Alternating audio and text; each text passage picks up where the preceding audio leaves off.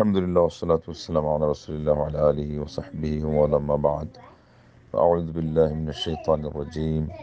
শাহরু রমাদানাল্লাযী উনজিলা ফীহিল কুরআন হুদাল লিন-নাসি ওয়া বায়্যিনাতিম মিনাল হুদা ওয়াল ফুরকান। সূরা বাকারার এই 183 নম্বর আয়াত, এটা আল্লাহ রাব্বুল আলামিন আমাদের জন্য মাইল ফলক হিসাবে রেখেছেন দুইটা জিনিস বোঝার জন্যে, অনুধাবন করার জন্য। একটা হলো মাহে রমজানের মাহাত্ম্য, আর একটা হলো মহাগ্রন্থ আল কোরআনের গুরুত্ব। এবং এই মাস আল্লাহ পাক মহাগ্রন্থ আল কোরআন নাজিলের মাধ্যমেই মহিমান্বিত করেছেন। সেই জন্য আমাদেরকে কোরআন তিলাওয়াত করা, যার এক একটা অক্ষরে 10 নেকি পাওয়া যায়, এমনকি সুর দিয়ে তিলাওয়াত করা, যেটাতে আল্লাহ নবী সাল্লাল্লাহু আলাইহি ওয়াসাল্লাম ফজিলত বলেছেন এবং বলেছেন এটা না করলে তার উম্মত থাকা যাবে না। তিনি সবচেয়ে বেশি গুনগুনিয়ে সুর করে কোরআন পড়তেন, তার সুর সবচেয়ে সুন্দর লাগতো এবং তিনি বলেছেন তারই সুর সুন্দর, যে তিলাওয়াত করলে তোমরা শুনে বুঝতে পারো যে সে আল্লাহকে ভয় করছে।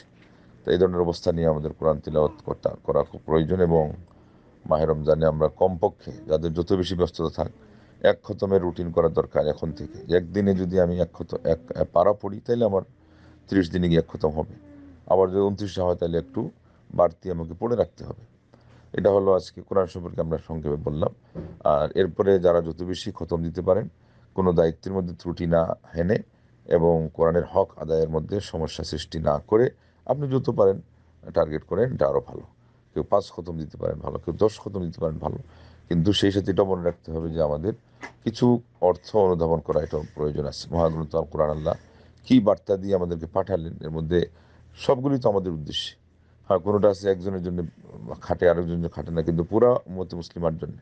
এখন সবাই মিলে যদি কোরআনের অনুবাদ, হৃদয়ঙ্গম করা, অর্থ অনুধাবন করা, যা বাস্তবায়ন করা যেটুকু তার দায়িত্ব রয়েছে, এটা বাদ দিয়ে দিই, তাহলে তো আমরা কোরআন ছেড়েই দিলাম। এবং আল্লাহ পাক এর কাছে নবী সাল্লাল্লাহু আলাইহি ওয়াসাল্লাম যে অভিযোগ করেছিলেন যে আমার কওম কোরআনকে ছেড়ে দিয়েছে, আমরা সেই আসামি হয়ে যাব।